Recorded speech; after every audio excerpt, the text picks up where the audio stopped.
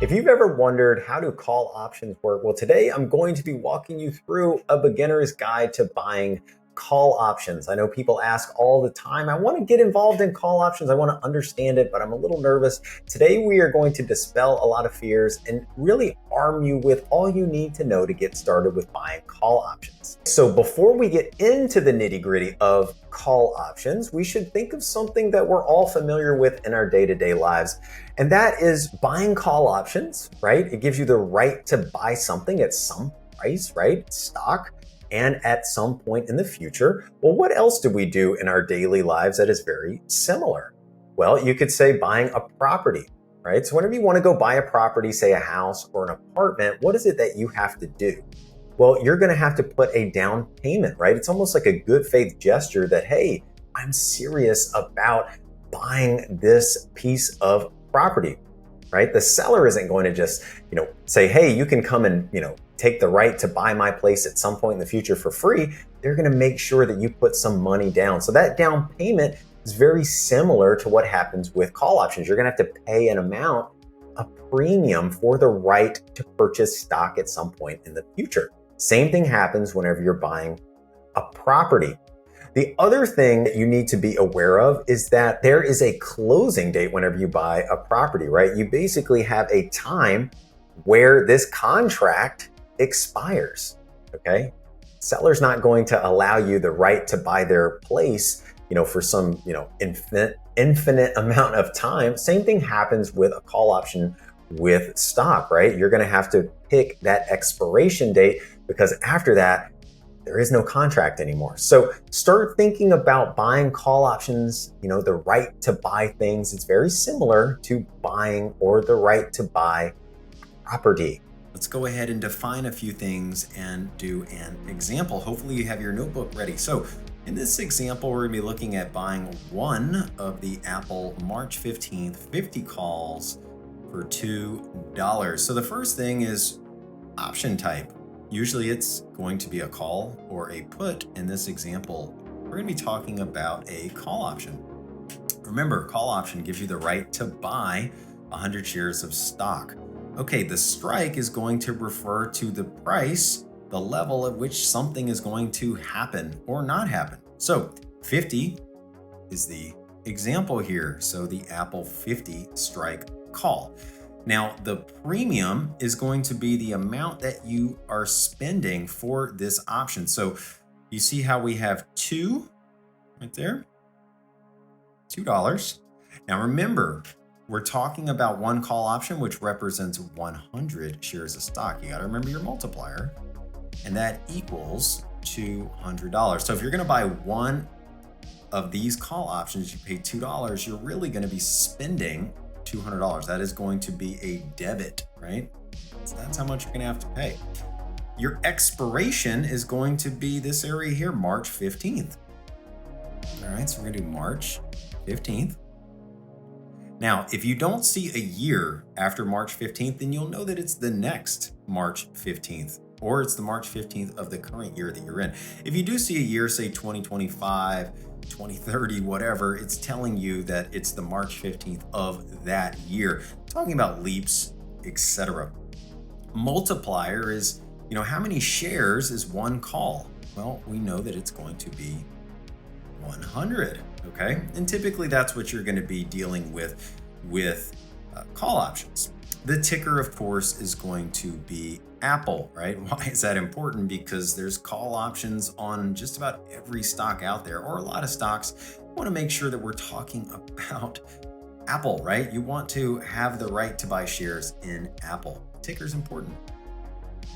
All right, so now that we have an idea of what a call option is like, let's go ahead and define a few things before we get into some charts and go through an example.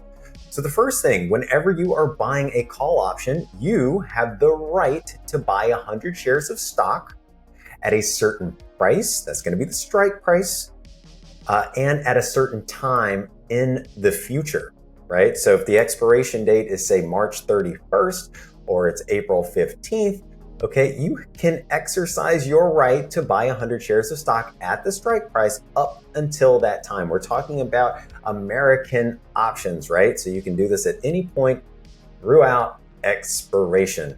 Let's go ahead and look at an example now. Let's break down the options graph. Looks scary, but it is not. First things first, right here from 0 to 55, that's the price of the stock. So as the stock is increasing, it is moving to the right in this example. Your profit is going to be on the left axis here, and this is going to be negative 200 all the way up. As it rises, that means your potential profit is going higher. Let's go ahead and break down the first obvious piece here is that this negative 200 line, that is your max loss potential, okay? So get this and write this down. Your max loss is going to be the premium spent. Now in this example, this Apple example, your max loss would be $200. Now how do we get that again? It's going to be the premium, right? Which is 2, but remember, talking about 100 shares. Now, obviously there could be commissions too. So if you're paying a commission, say $5, well, you got to add that as well. So in that example, your max loss might be $205 for the trade. Now let's go through our potential max gain. Now the potential max gain is infinity, right? Now, why is it infinity? Well, we know that the most a stock can go down is to 0, right? We know that there is that floor, but a stock could theoretically go up until, Apple could go to 100, 200, 800, 1,000. So your max gain in this example in all long call options is infinity. Yep, it is possible. It can literally go up in a way. And that's why people like call options, right? It's because you have limited risk, right? You have your max loss defined, but you have unlimited potential upside. Now, what is your break even? Well, that is going to be this area right here. It's very, very important.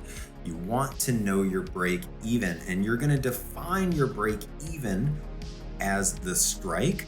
Okay, so in this example, Apple is the 50 strike call that we're talking about. You also need to add what? The premium that you spent, which is going to be 2. And that's going to be your break even. I'm not going to consider commissions at this point. Sometimes commissions are free these days, but just know your break even is going to be 52 in this example. Now, let's go ahead and do a profit scenario here. Let's assume that Apple goes to 55. Okay, so at expiration, right, it's at 55. What is your potential profit? Well, the first thing we want to do is, where is Apple at expiration? We're going to say 55. Then you're going to need to subtract the strike. In this example, it's going to be 50. Also need to subtract what? The premium that you spent, which is 2. Also, you really need to have your commissions. I'm going to say that there's 0 for this example. And so your profit is going to be $300 if Apple in this example goes to 55. Now that's really exciting because remember, you spent $200 and in this example, you made $300. So you get that gearing effect with options. You get that leverage. Whereas if you were to buy 100 shares of Apple at $50, well, you would be spending a lot of money, right? $5,000 to buy 100 shares, whereas you can control 100 shares of stock with this call option for just $200. So let's go ahead and break down what we have learned about buying call options. The first thing is that your max risk is going to be the premium spent. So in this example, whenever you spend $200, that is the most that you could potentially lose on your call option. Also, what is your break even? Your break even, remember, there is a cost associated with buying options. So it's going to be your strike plus the premium that you spent. In this example, it's going to be 50 plus 2, 52 is going to be your break even. That is the level that Apple would theoretically have to be at expiration before this is a break even trade to even have potential for profits.